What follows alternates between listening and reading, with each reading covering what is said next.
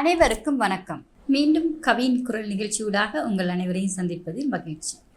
முதல் கவிதை பெண்ணின் விடுதலை கிடைத்து விட்டதா என்பதை பற்றியாக இருந்தது. அடுத்த கவிதை உதிர்நூறும் பெண்ணை பற்றியதுதான். தந்தையும் மாணவள். இன்று பல பெண்கள் சமூகத்தில் தந்தையுமாக வாழ்ந்து கொண்டிருக்கிறார்கள். ஒரு தந்தை ஒரு ஆண்மகன் பொறுப்பின்றி வாழும் போது அந்த பெண் தாய்க்கு தாயாக தந்தைக்கு நிகராக வாழ்கிறாள். எப்படியாக இந்த பெண் வாழ்கிறாள் என்று என்னுடைய கற்பனையில் எழுந்த கவிதையை உங்களுடன் நான் பகிர்ந்து கொள்கிறேன். தந்தையும் மாணவள். உள்ளத்தில் வேதனை மறைத்து உறங்கும் பொழுதுகள் குறைத்து, உள்ளத்தில் வேதனை மறைத்து உறங்கும் பொழுதுகள் குறைத்து, கபடம் சொல்லுபவர்களை கடந்து, முக்கியம் கபடம் சொல்லுபவர்களை கடந்து, கண்ணீரை காட்டாமல் ஒழித்து, முக்கியம் கண்ணீரை காட்டாமல் ஒழித்து, கண்ணியமாய் குடும்பத்தை சுமந்து கடமையை சரியாய் முடித்து, கண்ணியமாய் குடும்பத்தை சுமந்து கடமையை சரியாய் முடித்து, அந்நியரின் வசைக்கு பயந்து, தனியாக வாழும் பெண்கள் அந்நியரின் வசைக்கு பயந்து அபயமென உழைப்பில் புகுந்து நேர்த்தியை தனக்குள் வகித்து நெறியுடன் பிள்ளைகளை வளர்த்து, நேர்த்தியை தனக்குள் வகிர்த்து நெறியுடன் பிள்ளைகளை வளர்த்து, தூற்றும் பிரிவினருக்கு வியந்து தூபமென போற்றுபவர்களை நெகிழ்ந்து, தூற்றும் பிரிவினருக்கு வியந்து தூபமென போற்றுபவர்களால் நெகிழ்ந்து, ஆயுதமின்றி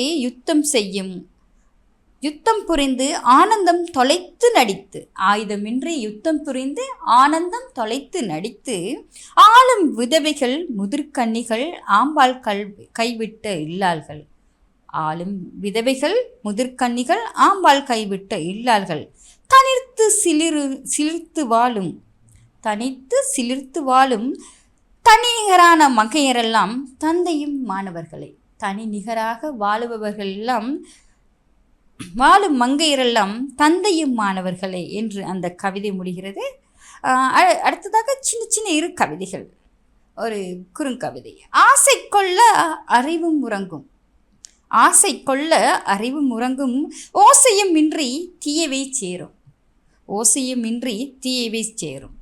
அதுபோல இன்னும் ஒரு கவிதை. உயர்ந்த நிலையில் வைத்திடு வாசிப்பு. வாசிப்பின் முக்கியத்துவம் நாம் ஒவ்வொருவருமே கட்டாயமாக வாசிக்க வேண்டும். வாசிப்பு என்பது எங்களை ஒரு நல்ல நிலையில் வாழ வைக்கும் என்பதற்கான ஒரு கவிதை. அது இப்பொழுது நேரம் இல்லாத காரணத்தினால் பலர் குறுங்கவிதைகளை விரும்புகிறார்கள். அதனால் இந்த கவிதை. உயர்ந்த நிலையில் வைத்திடு வாசிப்பு, எப்போதும் விட்டு விடாதே அதுவேயும் சுவாசிப்பு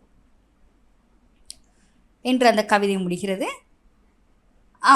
அடுத்ததாக இன்னும் ஒரு கவிதை. இந்த உலகத்தை பற்றியான ஒரு பார்வை. பொல்லாத உலகமடா, பொல்லாத உலகமடா, பொறுக்காத மனங்களடா, பல்லான கதைகளிலே பகடைக்காயாய் மாற்றுமடா. பொல்லாத உலகமடா, பொறுக்காத மனங்களடா, பல்லான கதைகளிலே பகடைக்காயாய் மாற்றுமடா. கல்லாத நிலையிலடா கல்வனாய் மாறுவட, கல்லாத நிலையிலடா கல்வனாய் மாறுவாயடா, கல்வியில் நிலையறிஞ்ச காண்பாய் இன்பமடா. செல்லா காசாக செல்லரித்து போகாதையடா, செல்லா காசாக செல்லரித்து போகாதையடா, செல்வத்தில் உயர்ந்திட்டால் செல்வந்தன புகழுமடா, செல்வத்தில் உயர்ந்திட்டால் செல்வந்தன புகழுமடா. சொல்லாத சொல்லால் சொல்லி அடிக்குமடா, சொல்லிலும் சிறப்பாயிருக்க செயலால் அணைக்குமடா. சொல்லாத சொல்லால் சொல்லி அடிக்குமடா, நீ சொல்லிலும் சிறப்பாயிருக்க செயலால் அணைக்குமடா. நல்லறிவு கட்டு நடையும் பயின்று நல்வரவுமின்றி நலமற்று இருக்குமடா. சொல்லறிவு புரிந்து சொந்தமாய் மகிழ்ந்திடடா, சொல்லன துயரிலும் சொந்தமென காக்குமடா. பல்லிழித்து நடக்காதே பலிக்காடாய் மாற்றுமடா, பலவித அறிவுடன் பலசாலியாய் நடந்திடடா.